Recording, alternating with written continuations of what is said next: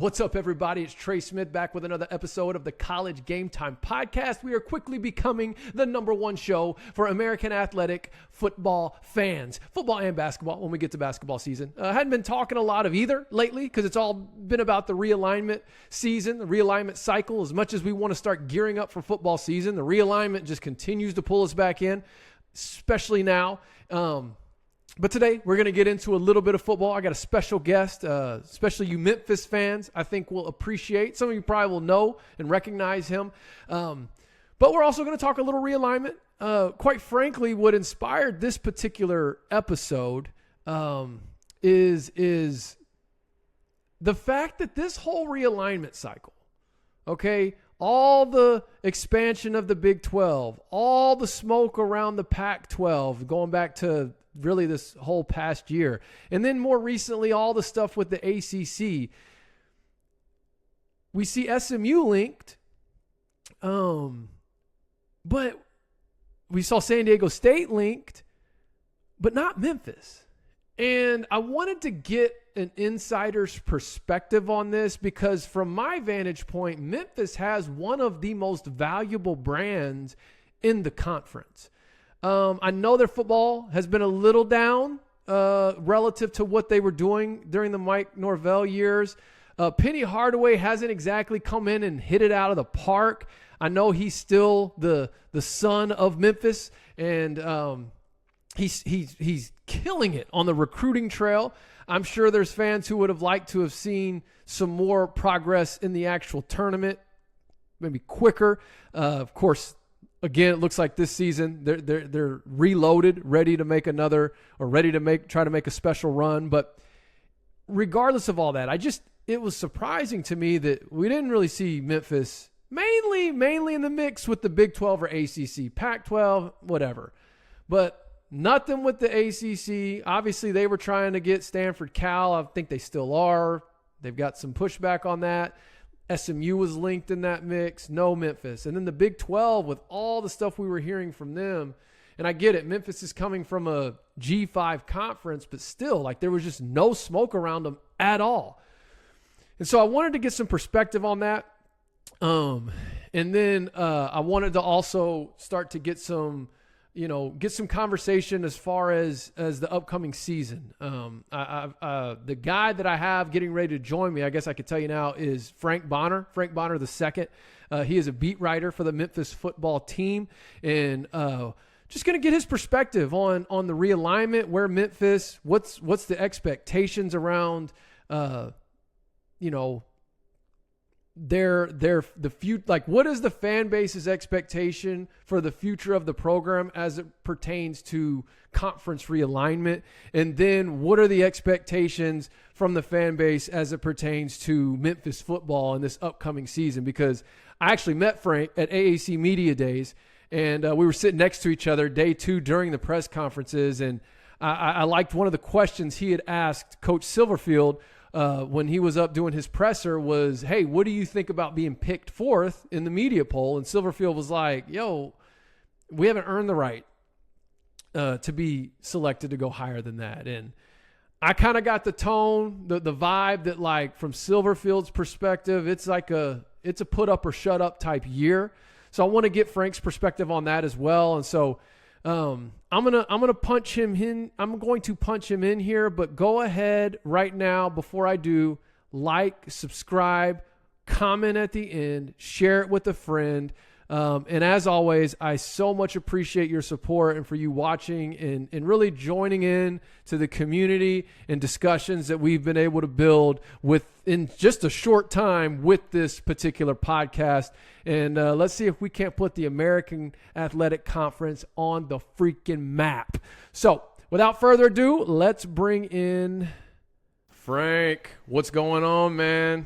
Thanks for being with us today, sir. Appreciate you having me on. Well, guys, as I told everyone, this is Frank Bonner. He is a beat writer for Memphis football with the Daily Memphian. Frank, feel free to correct me if I said any of that wrong. But he's right there in the midst of it. Frank, how's things going, man? It's August, so we're off and running.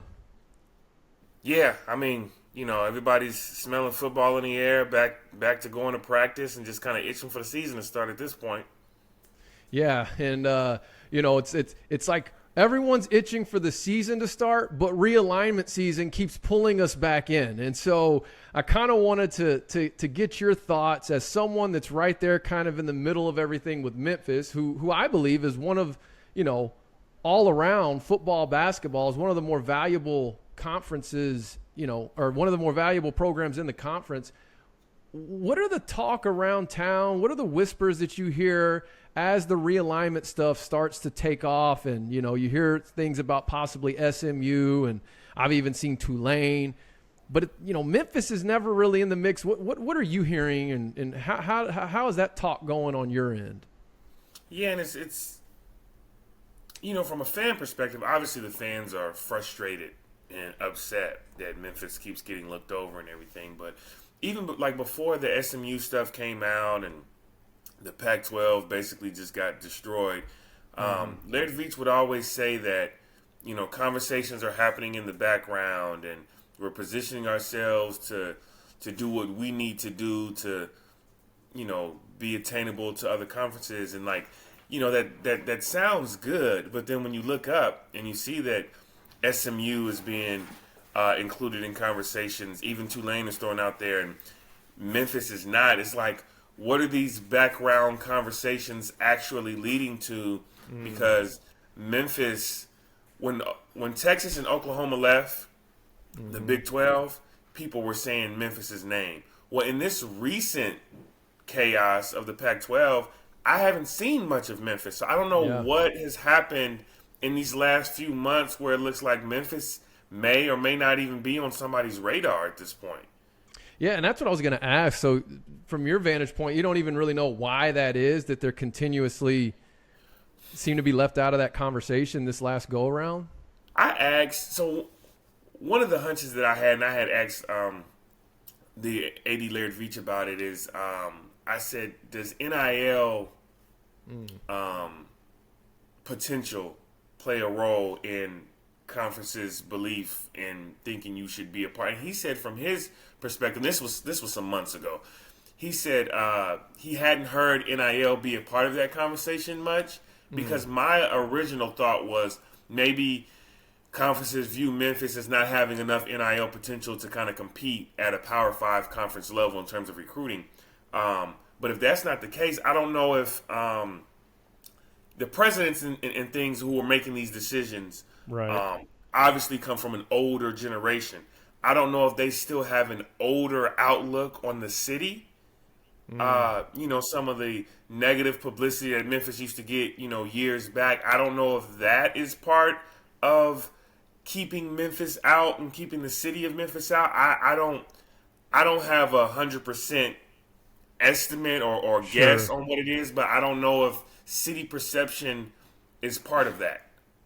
And that could even translate over to the networks, right? Because the networks obviously play a significant role in the dominoes that fall in realignment as well. Well, maybe kind of continuing this conversation, something I've been a pretty strong proponent for right here on the College GameTime podcast is with these 4 remaining schools that are left for the Pac. Something we've been talking about a lot this week, actually. Maybe the American trying to swipe in and snag 2, if not all 4, to sort of bolster not just the West Coast presence, but the presence of the conference overall. And you could kind of utilize your Texas schools in Tulsa and then Wichita State for basketball to kind of pod with those West schools to help with that travel, and then use that as leverage to exercise your clause to renegotiate with ESPN. And then I feel like maybe even Oresco, if he plays the cards right, could make a case to reach that autonomous 5 status for the conference. I know that's a lot of dominoes that would have to fall, but do you think if the American could kind of have that foresight and put those pieces together, do you think the Memphis fan base would still be as eager to jump to, I don't know, the Big 12 or the ACC? I'm not going to say the Pac-12 because it looks like they're all but through, but mainly Big 12 or ACC. What are your thoughts there? Well, here's the thing. First, obviously you would want to jump to the Big 12. The ACC is still a question mark because you don't know if they're going to get poached or whatever, right? And so it looks like the Big 12 train has left. The Big 12 went and grabbed schools from the Pac-12. They took your spot, essentially, in my opinion, right? And so I don't see the Big 12 continuing to expand to where they would grab Memphis at this juncture. And so your question really is do you stay in the AAC? Do you hope for an ACC invitation, or do you try to be a part of some version of what's left of the Pac-12, right? I think at this point, I mean, if the ACC invited Memphis tomorrow, Memphis should say yes, right? But if Florida State and Clemson go to another conference, then you got to look at that conference and say, well, there's a domino effect that's getting ready to happen. I don't necessarily know if I want to hitch myself to that train. And so if you're a Resco, I don't know if this is feasible, but best case scenario for the American is, go grab those 4 Pac-12 teams, see if you can get Boise State and San Diego State, turn yourself into an 8-team, or what that would be like a 20-team league, and try to position yourself as that second-tier conference behind the Big Ten and the SEC. Now, obviously, Big the 12 Big 12 well, would still be above you or whatever, but at least you would look like that other conference that could compete from a competition standpoint, and it would still be a watered-down version of those other conferences, but it's best-case scenario. Now, I don't know if that's feasible because I don't know if Stanford and Cal want to come over to the American. The Mountain West just put out a statement talking about how solidified they were. So I don't even know if that is attainable for Resco, but that would be best case scenario for the American, in my opinion. Well, at the rate it's going, there's no telling. News could break while we're sitting here recording this episode. But, I mean, I think realistically we could see the dominoes fall. You know, it could go one way or the other. The ACC could bolster itself, stay tight, keep everyone together.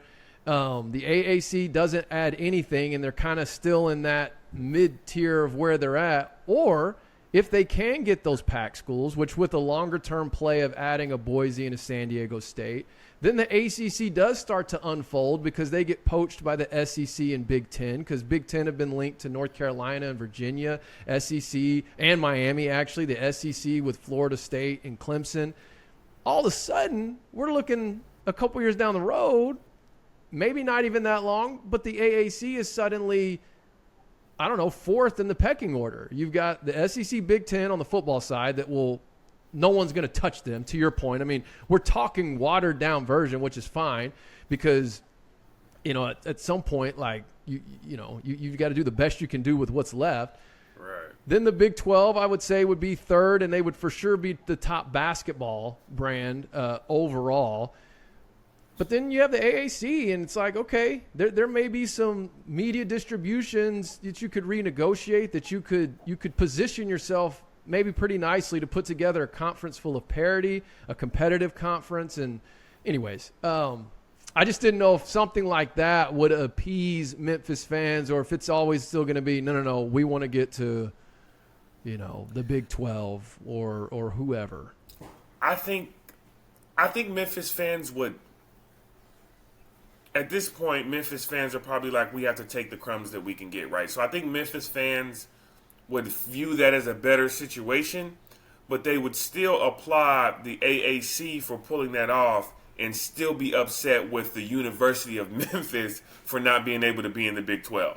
Like, there's kudos to Michael Resco, but still Memphis, we expected better. Like, I think that's where they would be at. All right, well, Frank, appreciate your time.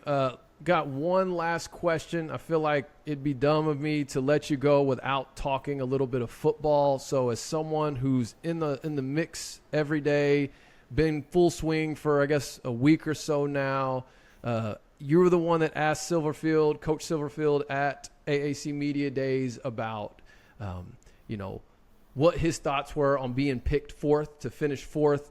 And he said, Frank, we haven't earned the right to be picked higher than that. And I felt like his whole tone and demeanor from the podium that day was very much like, this is a prove it year. He didn't say those words, but it was kind of like, there's almost a little bit of a chip on the Memphis Tiger football team's shoulder. What are your thoughts on that? What's your assessment and kind of expectations about heading into this year?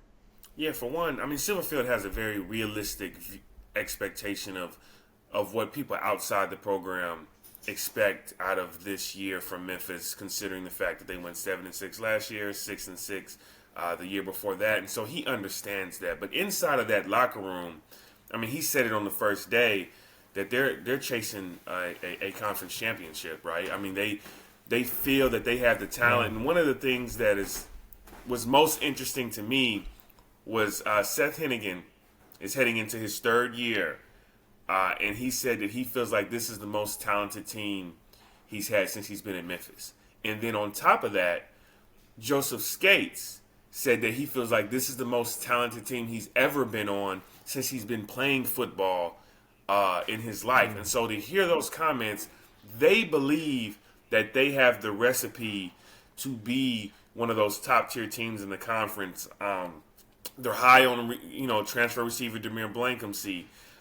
Sutton Smith is a name that Memphis fans are probably going to hear a lot this year. He was a true freshman last year. And so inside that locker room, they feel like they have the talent to compete with anybody in the conference. And then finally, you personally, whether you want to be subjective or objective, I'll let you decide. But as the man that is covering this team on a daily basis, how do you see this thing playing out for the Tigers this year? Man, I do feel like, for one, I do think it's going to be a better year than the last 2 years.